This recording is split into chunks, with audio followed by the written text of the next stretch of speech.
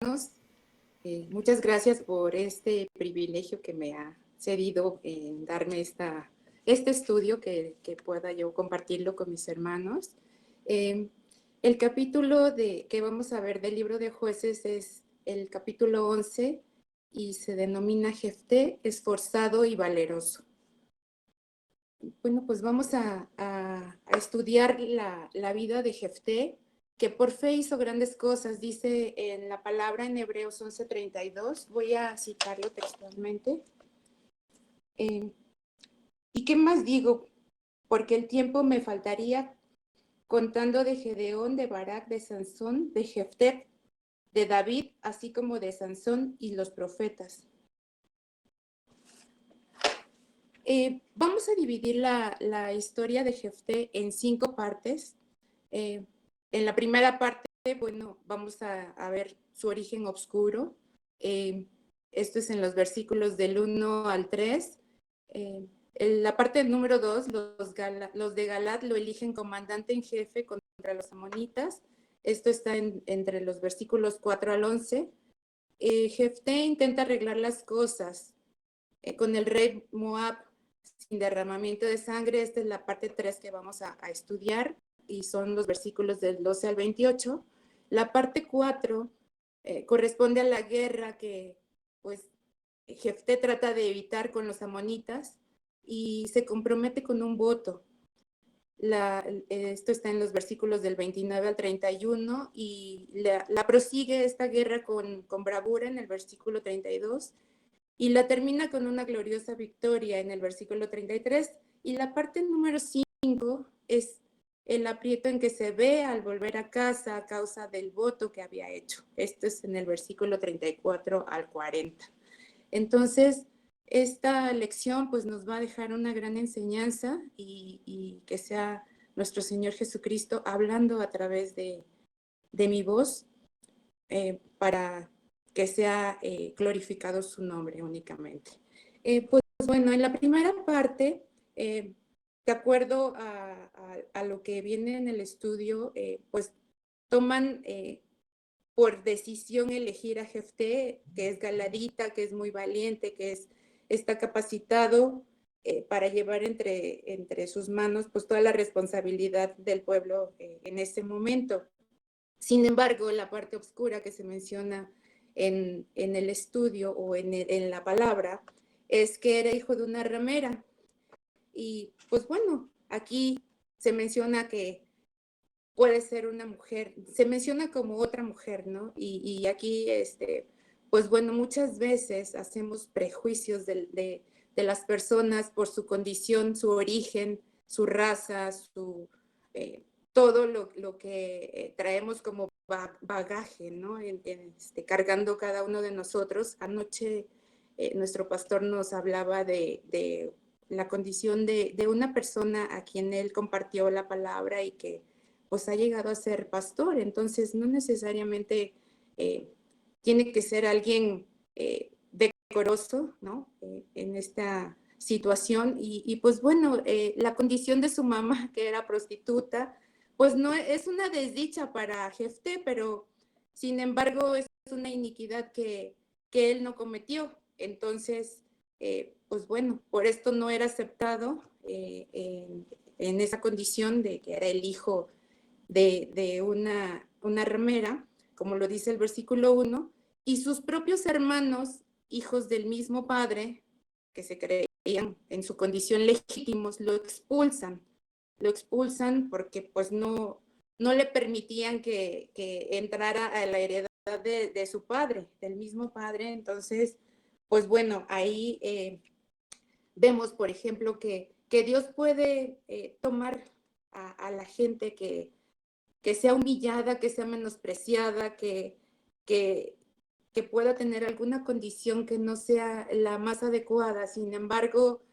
Dios se va a glorificar a través de esa persona y lo va a exaltar como una piedra angular. Y vemos unos casos en José, en Moisés, en David, donde fueron los grandes representantes como pastores en su tiempo en Israel. Y fueron maltratados antes de ser llamados por nuestro Señor, por Dios, a los altos oficios que les fueron conferidos. Y pues bueno, el tercer punto, la parte oscura de la vida de Jefté, pues es que precisamente a raíz del destierro que tuvo que vivir por su condición de no ser el hijo legítimo, pues bueno, se ve involucrado entre bandidos, dice en la palabra, ¿no? Y lo nombran capitán de bandidos. Pero él tenía una condición, él era una persona muy hábil en el manejo de la espada y sus hermanos no se dieron esa oportunidad de conocer esas cualidades que él tenía y que pudieron haber exaltado o desarrollado o engrandecido mucho a ellos como familia. Sin embargo, pues no le dan esa oportunidad, él se involucra con estas personas que pues bueno, muchas veces en el camino pues vamos encontrando a personas de la misma condición, ¿no? O similares. Nosotros, por ejemplo, pues tratamos de tener un círculo en nuestro trabajo, en nuestra iglesia, ¿sí? Y nos vamos desarrollando o involucrando, pero pues desafortunadamente Jefté ve en la necesidad de estar con los bandidos y lo nombran hasta el capitán, ¿no? El comandante de ese grupo. Y pues bueno, pues eso le está permitiendo a Jefté de alguna forma fortalecer sus cualidades que él tenía y sus habilidades que tenía en la milicia. Y pues ahí en la palabra no se nos dice que haya robado o que haya tenido que hacer algo incorrecto. Sin embargo, pues bueno, pensamos que así sucedió, ¿no? Sin embargo, él iba a ser uno de los jueces que iba a salvar a Israel. En la parte número 2, pues bueno, a causa del apuro en que se hallaban los hijos de Israel en ese tiempo, pues bueno, buscan, por la invasión de los amonitas, empiezan a tratar de buscar a quién los lidere. Entonces, pues son los ancianos quienes saben de la habilidad y pues las cualidades que tiene Jefté y van y lo buscan. Entonces, pues Dios con frecuencia nos está preparando para a quienes va a dar un servicio, ¿no? Y precisamente debemos de poner a disposición de nuestro Señor todos esos dones, esos talentos, esas habilidades que sean de provecho para Él. Entonces, pues bueno, Él se ejercitó durante un tiempo en esa parte de la milicia y pues, por eso los ancianos van y lo buscan, ¿no? Entonces, pues nosotros siempre debemos de estar orando por nuestros gobernantes, como el día de hoy lo oró nuestra hermana, para que ellos sean ungidos y señores siempre nuestro Señor en todas las acciones que ellos tengan que realizar. Jefté obviamente no se iba a quedar tranquilo, ¿no? O sea, él puso algunas objeciones y quería que primero se arrepintieran pues todos los que lo habían humillado, lo habían apartado, y vemos que es el mismo caso que pasó con José, ¿no? Con sus hermanos, que primero pues como que toman un poquito la decisión, ¿no? De que ellos se den cuenta de que cometieron un error. Sin embargo, pues bueno, con la misericordia de Dios que había en Jefté, pues él los iba a perdonar, indudablemente. Entonces, pues Jefté primero les hace ver esa situación y después ya para aceptar les dice que en qué condición va a venir con ellos, si va a ser su caudillo, ¿no? O sea, después de que le rogaron que aceptara, él les dice, bueno, y seré nuestro caudillo. Y ahí en ese punto voy a parar un poquito para que reflexionemos. Cuando nosotros aceptamos a nuestro Señor y somos salvos, nosotros le estamos dando esa autoridad a nuestro Señor para que Él tome el control de nuestra vida y que Él nos guarde y nos bendiga siempre, ¿sí? Entonces, es eso, entendiendo un poco lo que Jefté estaba tratando de decirles, ¿no? Y seré vuestro caudillo. Y ellos pues les dicen que sí, que están dispuestos, que Jehová sea testigo entre nosotros. Dice, si nos hacemos, como tú dices, dirígenos en la guerra y mándanos a la paz. Entonces, pues fue con ellos al lugar donde estaban reunidos, el pueblo lo elige como caudillo y jefe, y Jefté estaba dispuesto a arriesgar su vida por ellos, ¿sí? Entonces, nosotros no debemos dejarnos desanimar en nuestra milicia cristiana por cualquier dificultad que nos salga al paso. Cuando Cristo ha prometido a sus fieles seguidores la corona de vida. Esto viene en Apocalipsis 2:10. Entonces, Jefté reconoció a Dios, lo puso por testigo del trato que había hecho con los de Galad, y pues bueno, van en Mizpa, pues ahí delante de Jehová solemnizan el protocolo y pues bueno, el pueblo y los ancianos lo eligen, ¿no? Y comienza la campaña con la bendición de Dios. Y era seguro que acabaría gloriosamente lo que había comenzado piadosamente. ¿Sí? En la tercera parte, pues vemos que pues ya estaba en la posición de mando y Jefté pues trata de ser pues muy diplomático, ¿no? Jefté no era belicoso a pesar de sus habilidades en la milicia y trata primero de conciliar un trato con el rey de Amón, que en este caso era el agresor y que tenía sus razones para invadir a Israel. En este tiempo, pues, como a modo de proceder de Jefté, pues se muestra que él no deseaba la guerra, aunque era valiente y fuerte, y que quería impedirla mediante una pacífica aveniencia. Entonces, su último recurso, pues, era la guerra, ¿no? Trataba de asegurar por todos los medios la paz. Y pues bueno, en este tiempo nosotros podemos ver que también existen organismos que tenemos que nos rigen, por ejemplo, las juntas de conciliación, hablando en el tema laboral, pues bueno, los juzgados, etcétera, donde nosotros podemos recurrir, pues, para conciliar, para llegar a acuerdos, para evitar, pues, algún tipo de desgaste emocional, físico, etcétera. Y aparte de lo económico, ¿no? Que siempre sabemos que es algo, pues, que cuesta, ¿no? En este caso, una guerra, pues imaginemos, una guerra cuesta vidas, que es lo más valioso. Entonces, además de todos los recursos que se tienen que invertir. Entonces, pues bueno, Jefté, pues, tiene esa cualidad, ¿no? De conciliador. Sin embargo, pues bueno, no encuentra en Amón una respuesta positiva porque él tiene sus propias razones. Él quiere exigir que, pues bueno, le devuelvan el territorio que se les arrebató cuando subieron de Egipto. Entonces, pues le dice Jefté que su demanda está fuera del lugar, prácticamente, que se ha agotado porque, pues bueno, no, ya había vencido, ¿no? Ya había prescrito, vamos a decirlo así, en tiempo, y aparte, pues fue otorgado legalmente, no fue algo que ellos se hubieran adjudicado de una manera equivocada, ¿no?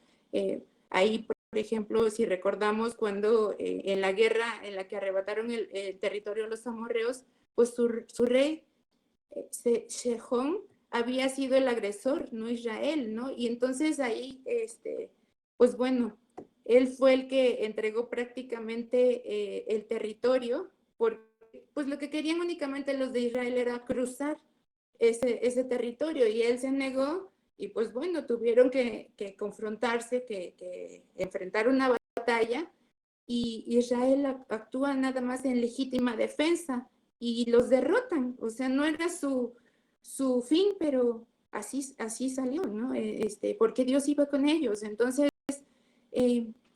ahí es como ellos adjudican esa tierra que ya estaba abandonada y pues no se puede considerar como que los despojaron. Sin embargo, pues el rey Amón pues tenía esa idea y quería tomar o recuperar ese territorio, ¿no? Entonces, pues dice aquí en la palabra, en Deuteronomio, en 2:24, dice, he aquí entregado en tu mano a Sejón, a Morreo y a su tierra. O sea, no voy a citar todo textualmente, pero en esa parte es donde viene el que ellos pues ganan ese territorio, ¿no? Entonces, y pues bueno, por la prescripción de tiempo que Jefté le dice al rey, pues fue que ya habían pasado 300 años que ellos estaban en ese lugar, entonces quería tener un territorio que ya habían ellos habitado, disfrutado, por más de 300 años nunca había habido un conflicto, entonces, pues bueno, cada uno tiene sus razones, ¿no? Y Jefté le da a él los argumentos y su propia causa y condena el proceder de los amonitas, ¿no? Entonces, aquí para decidir la controversia, pues Jefté apela al juicio de Dios. Y en esta parte, pues bueno, él siempre iba con ese estandarte, ¿no? Él no tomaba las decisiones de manera unilateral o de manera visceral, vamos a llamarlo así, siempre estaba en comunión con nuestro Señor. Vamos a ver la parte 4 y 5, donde Jefté hace los votos y la victoria les da a Jefté. Dice, Jefté victorioso, pero puesto después en aprieto y aflicción a causa del imprudente voto que había hecho. Y pues bueno, la victoria, en la primera parte de estos versículos, vemos que Jefté pues obtiene la victoria y fue clara y rotunda, ¿no? Dios le da un excelente ánimo, lo carga o lo recarga de esa bravura o el ímpetu que él tenía, porque el espíritu viene sobre Jefté, por lo que sus facultades naturales, sus habilidades, pues cobran nuevo vigor y es revestido de ese poder de lo alto. Y con esto confirmó Dios en su oficio y le asegura el éxito a Jefté. También Dios le dio igualmente un éxito rotundo empleando a Jefté bravamente, porque después de derrotar en el campo de batalla las fuerzas enemigas, las persiguió hasta las ciudades y no parece que quiera destruir a la gente ni que intentara subyugar su mando al país, pero en algunas situaciones, pues los países, los jueces tienen que impartir esa justicia por los derechos, ¿sí?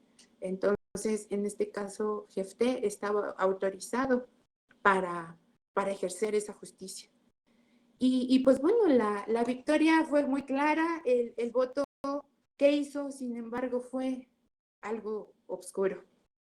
Cuando partía a la batalla, pues Jefté habla con Dios y pues bueno, ahí pues hace un voto donde compromete cierta situación que pues bueno, él no lo pensó seguramente, no lo meditó, no lo oró apropiadamente porque, pues bueno, vamos a ver qué es lo que pasó. Dice, en la guerra en que arrebataron el territorio de los amorreos, el rey Sejón habría sido el agresor. Perdón, esa parte ya la vimos. Entonces, pues bueno, aquí vemos que cuando hacemos un voto, nosotros tenemos que meditarlo, pensarlo, tener una comunicación muy, muy directa con nuestro Señor, ¿sí? Nosotros no podemos tomar decisiones por una emoción, ¿sí? Entonces, él le ofrece a Dios en holocausto el primer ser viviente que saliese a recibirle desde las puertas de su casa, si Dios le confería la victoria.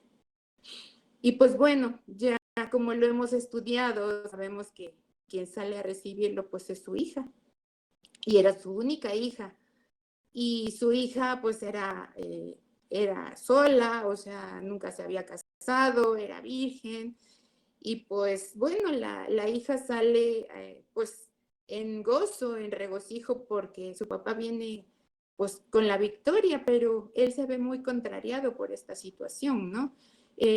Porque pues yo creo que nunca esperó cuando hizo ese voto o esa promesa que su hija fuera la que saliera a recibirlo. Sin embargo, pues él ya había prometido, ya había hecho ese voto y tenía que cumplirlo. Y la hija lo acepta, pues, sometidamente o resignadamente, cumplir ese voto, en primer lugar por la obediencia a su padre, ¿sí? Y por cómo había sido educada. Entonces, ¿qué podemos aprender de esta parte donde Jefté hace ese voto? Bueno, hay una parte buena o una buena lección, ¿no? Que tenemos que ver que, pues bueno, la comunicación que debemos de tener con nuestro Señor debe ser siempre, ¿sí? Sin embargo, pues en el corazón de Jefté había seguramente algo de desconfianza o no se sentía tan seguro que él fuera a ganar esa batalla, esa guerra. Y entonces, como para reforzar ese deseo que él tenía en su corazón y que a pesar de que ya sabía que Jehová iba con él, pues él como que trata de asegurar esa victoria haciendo ese voto, ¿no? Y no está mal lo que nos comprometamos con Dios a hacer algún voto o una promesa de prestarle un servicio especial cuando esperamos de él algún favor, ¿sí? No es malo. Esta es una expresión de agradecimiento, de un hondo sentir así que abrigamos en nuestro corazón por cumplirlo y nos sentimos seguramente más comprometidos cuando hacemos ese voto o esa promesa a nuestro Señor. Sin embargo, les voy a dar 3 puntos para que podamos tomar esa decisión y que no sea una emoción lo que nos domine en ese momento. Sí podemos hacer votos que cumplan 3 condiciones y el primer punto es que sea una cosa legítima, es decir, algo que podamos decir que nos corresponde, ¿no? No podemos pedir algo que no pueda cumplirse o no deba cumplirse porque está siendo contrario a la ley de Dios, ¿sí? En segundo lugar, es que sea posible, es que sea realizable, es que podamos alcanzarlo, ¿sí? Y el tercer punto es que sirva para beneficio espiritual y no para obstáculo, ¿sí? Entonces, siempre pongamos ese filtro cuando hagamos una promesa a nuestro Señor, un voto, cuando, por ejemplo, estamos en la iglesia y estamos sintiendo la presencia de nuestro Señor y el Espíritu Santo se derrama y nos comprometemos y al rato ya se nos olvidó que nos comprometimos a atender todos los devocionales, a leer su palabra, a alguna situación, ¿no? Y Dios no olvida, hermanos. Dios no se va a olvidar de nuestras promesas y Él va a estar esperando que cumplamos eso. Nos va a dar pues la libertad de hacerlo en el momento que nosotros estemos listos, ¿sí? Sin embargo, pues aquí sí hay que ser muy cautos a la hora en que nos comprometemos solemnemente con Dios y debemos de cumplirlo por esa conciencia, ¿no? Por esa conciencia que hemos depositado y que Dios nos está formando y nos está cambiando en nuestro corazón. Entonces, pensemos muy bien en esta situación. Si lo vemos, por ejemplo, en el tema secular, vamos a decirlo así, cuando nosotros estamos trabajando, hacemos algo, pues siempre tenemos que ponernos objetivos, metas, y nosotros hacemos compromisos y hay una forma que siempre deben de cumplir, o un requisito que deben de cumplir esos objetivos. Es un acrónimo que sale de las palabras en inglés que dice SMART, donde la S quiere decir específico, la M quiere decir que sea medible, la A que sea alcanzable, la R que sea realizable y la T es que se cumpla en un tiempo determinado. Entonces, si hacemos esa analogía, podemos ver que un voto debe de cumplir todas esas características, ¿sí? Que sea algo legítimo, que sea posible en un tiempo determinado y que sirva para beneficio espiritual y no sea un obstáculo, ¿sí, hermanos? Y pues bueno, otra de las buenas lecciones que vemos en esa decisión del voto, pues fue precisamente que los hijos deben someterse obedientemente a los padres y en el Señor, y dice en su palabra, cuán bien sienta a los hijos someterse obedientemente a los padres en el Señor. Esto viene en Efesios 6:1. Y aquí, pues bueno, todas las costumbres que le habían inculcado a la hija de Jefté, pues bueno, se vieron ahí, pues cumplidas, porque a pesar de que Jefté se ve pues aturdido, contrariado, quizás hasta triste por la decisión que había hecho, su hija lo anima y le dice que sí, que ella está dispuesta a tomar ese voto, ¿no? A cumplirlo. Y nada más le pide ahí a su padre un permiso para ir con sus amigas, ¿no? Y aquí es otro de los puntos o de las lecciones buenas que podemos aprender aquí. Debemos hacer nuestras las aflicciones de nuestros amigos, hermanos. Esto viene en Romanos 12:15. En este tiempo, nuestros amigos nos necesitan, ¿sí? En este tiempo de pandemia, vemos muchas situaciones y aunque no sean nuestros amigos, realmente muchas veces escuchamos, nuestros amigos los contamos con los dedos de la mano. Yo me glorío mucho o me gozo en mi corazón, siento mucho gozo porque, pues bueno, he tratado siempre de ser una persona que apoya, que ayuda, aunque no conozca a las personas. Si esas personas abren su corazón conmigo, trato de ayudarlos, trato de poder ser de bendición para esa persona. Por ahí, bueno, en el trabajo también a veces encontramos situaciones y no necesariamente la gente se abre con nosotros, sin embargo, pues las circunstancias a veces obligan, ¿no? a que sepamos de alguna situación y eso debemos hacer, ¿no?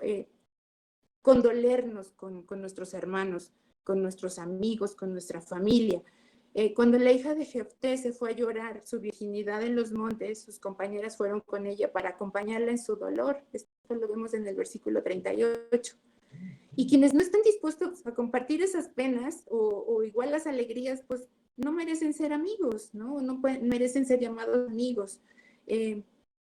Dice la palabra, el amigo en tiempos de aflicción es como un hermano. Entonces, esa palabra de verdad es de gran bendición. A mí me bendice mucho porque ustedes saben que pues mi esposo pues tiene que salir a trabajar y estamos separados un largo tiempo, pero en verdad yo me siento acompañada, nunca me siento sola.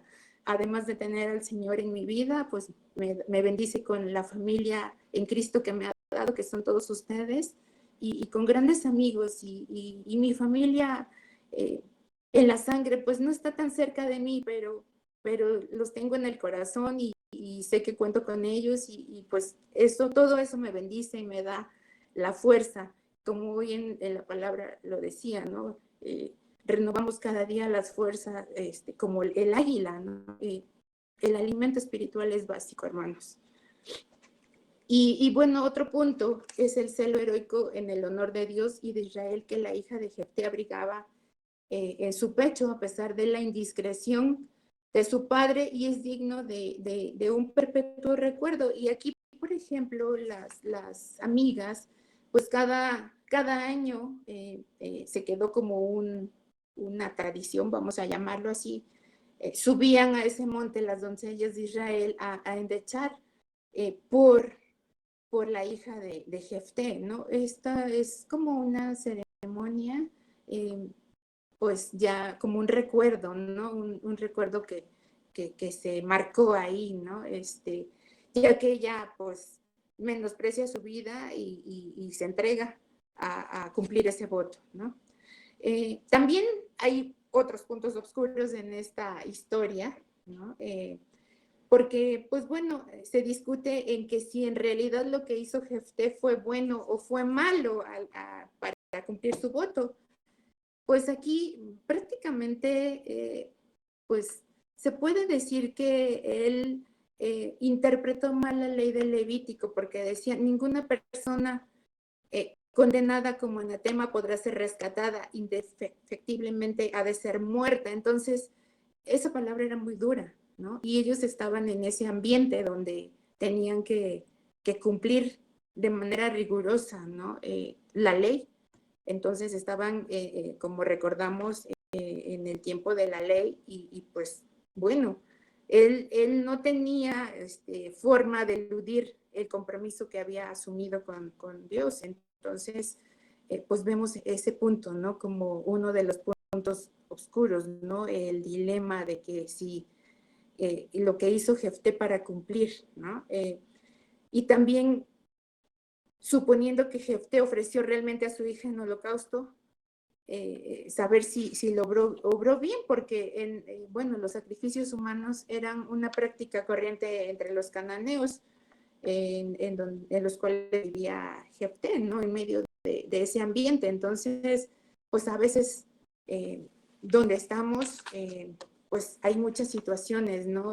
Yo, por ejemplo, cuando vine a vivir aquí con mi esposo a Toluca, pues digo, hay muchas tradiciones, siempre oímos cohetes, fiestas y sabemos que hacen muchas ceremonias de idolatría, ¿no? Entonces, pues hay mucha gente que adopta esas usos y costumbres, vamos a llamarles así, ¿no?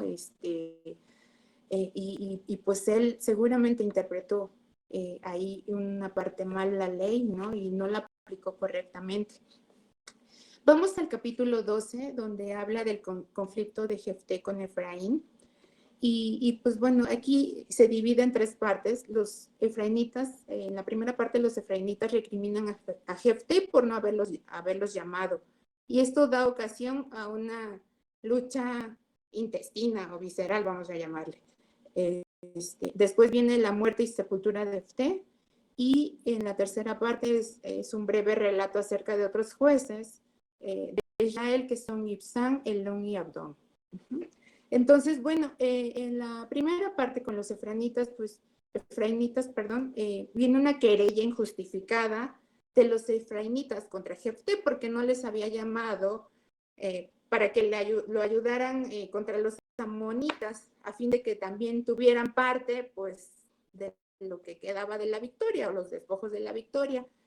Pero el enojo contra Jefté era injusto y había una muy buena razón, dice, los hombres de Galat, no los de Efraín, lo habían hecho jefe, entonces él no tenía por qué llamarlos porque realmente no tenía autoridad sobre ellos, ¿no?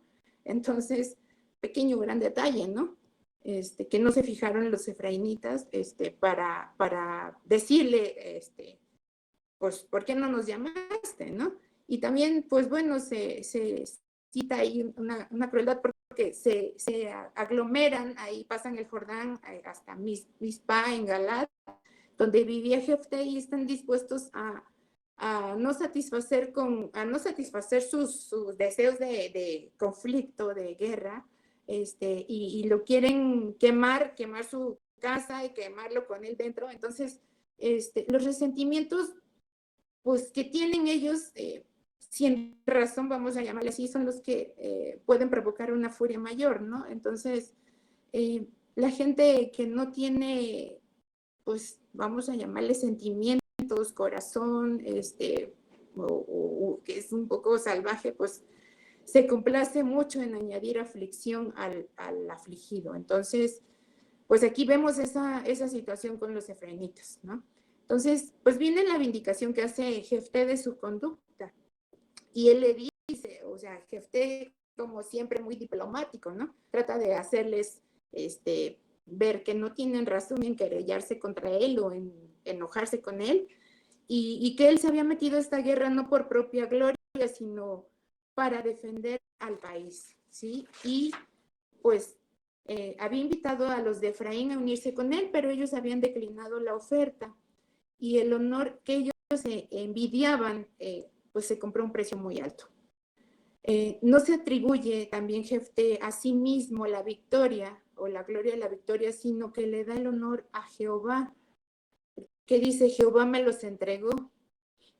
Es decir, a Jehová le plació dármelos, ¿no? Entonces, Jefté les da esta respuesta, pero vamos a ver que Gedeón les da otra respuesta en 8:2-3, donde ya estudiamos y podemos ver que Gedeón, que Jefté no fue como muy cauto, como que no tuvo mucho tacto en darles esa respuesta, ¿no? Le faltó la mansedumbre y la prudencia que muestra Gedeón.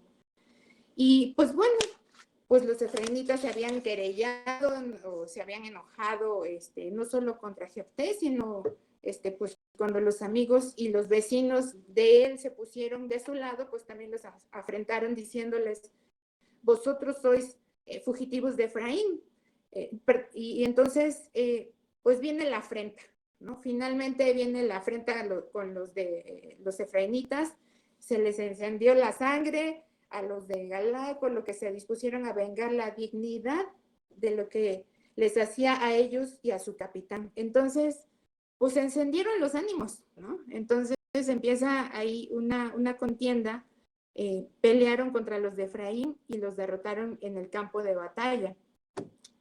Y pues bueno, se conocían los pasos que seguían los de Efraín por Jordán, y les ponen guardias, y esta es la estrategia que ellos van a utilizar para acabar con esa tribu, con los efraimitas, que cuando se atrevieran a cruzar por el río, ¿sí? Ellos emplearon como un filtro y algo muy simple, vamos a llamarle así, ¿no? Resulta que los efraimitas pues habían adquirido un acento peculiar en la pronunciación del hebreo y pues bueno, de esa forma no podían distinguir la pronunciación entre un shin y un shamek, ¿no? Como que la S la pronunciaban solita, sin el sh, ¿no? Cuando era necesario. Entonces, pues ese es el filtro que ellos ocupan, o la estrategia, ¿no? Que a todo fugitivo que negaba ser de Efraín le hacían que pronunciara la palabra shibolet, que significa espiga, pero el que lo decía mal y decían de otra forma shibolet, y pues en ese momento les daban cuello, ¿no? De una manera pues muy cruel, vamos a llamarle así, ¿no? Entonces, de ese modo, pues, son castigados los efraimitas, su orgullo, pues, se ve ahí vencido, por llamarlo así, ¿no? Y tantas veces que llevaron en el pecado el castigo, ¿no? Estaban, pues, siempre orgullosos de su tribu, pues llegaban hasta un momento de vanagloriarse, ¿no? De eso, y pues bueno, habían pasado el Jordán con la intención de quemar la casa de Jefté dentro, habían afrentado a los de Galaad con el apelativo de fugitivo de la tribu, y los que habían llamado injustamente fugitivos a los galaditas, ahora eran realmente los fugitivos sin esperanza de escape. Entonces, pues viene ahí ese aprendizaje, ¿no? De este enfrentamiento contra los de Efraín. Y pues finalmente viene la muerte de Jefté, el fin del gobierno de Jefté, que juzgó 6 años a Israel, y pues muy probablemente la muerte de su hija pues le añadió pues dolor, ¿no? a Jefté, aparte de lo sucedido con los de Efraín. O sea, él no era de contienda, entonces pues seguramente eso acortó su vida, y cuando murió pues se fue con mucho dolor. Este es el aprendizaje del líder, del juez Jefté. Y ahora vamos a ver la última parte de este tema, que son los 3 jueces, Ibzán, Elón y Abdón. Y pues bueno, ellos gobernaron, pues bueno, Ibzán se dice que gobernó 7 años, el segundo 10, que es Elón, y Abdón 8. Pues datos, nada más se nos dan así como datos relevantes acerca de su genealogía, de cuántos hijos tuvieron, ¿no? Ibzán de Belén gobernó durante 7 años y tuvo muchos hijos, 70 en total. aquí pues llama la atención que 30 fueron hombres y 30 fueron mujeres, ¿no? Y lo cual no es algo común en un número tan grande. Hablamos ahí como un poco de probabilidad y estadística, ¿no? Que salgan exactamente o nazcan 30 niños y 30 niñas, pues bueno, no es algo común, ¿no? El interés que tuvo por ver a sus hijos casados y a sus hijas, pues era una costumbre de los judíos, ¿no? Que debían de aprender los hijos tres cosas. Era la ley, era un oficio y era que debían procurar a su mujer. Entonces, esos son los datos que nos dan de Ibzán en la Biblia. También de Elón de Zabulón, pues nos dice que gobernó con 10 años y también pues le sucedió después Abdón de la tribu de Efraín y con él comenzó la tribu a cobrar reputación. Él tuvo 40 hijos y 30 nietos, también bastante prolífico, ¿no? Y pues bueno, es también un poco extraño que en la historia de los jueces no se mencionan pues a sacerdotes o a un levita para dar consejo, ¿no? Entonces, para tomar una decisión en los países. Entonces, pues bueno, parece que hay una ley en decadencia, una corrupción gradual de costumbres de las cuales es imposible que uno se libre, ¿no? Y por eso debemos de tener una constante comunión con Dios y una aplicación continua de la palabra a todo nuestro ser, a fin de que esta palabra sea incorruptible entre nosotros, a manera de sal que nos preserve de las tentaciones innatas nuestras y de las costumbres corruptas que nos rodean. Y con esto voy a cerrar el tema con este versículo que viene en Salmos 16:1 y dice, guárdame, oh Dios, porque en ti he confiado. Pues hermanos, esta es la enseñanza que hoy Dios nos habla a través de su palabra y pues es muy importante conocer la historia. Se dice una frase por ahí que quien no conoce su historia no está condenado a repetirla, ¿sí? Y también pues cuando escuchamos una prédica, una enseñanza, tomamos un curso profundo, pues no debemos de salir igual, ¿no?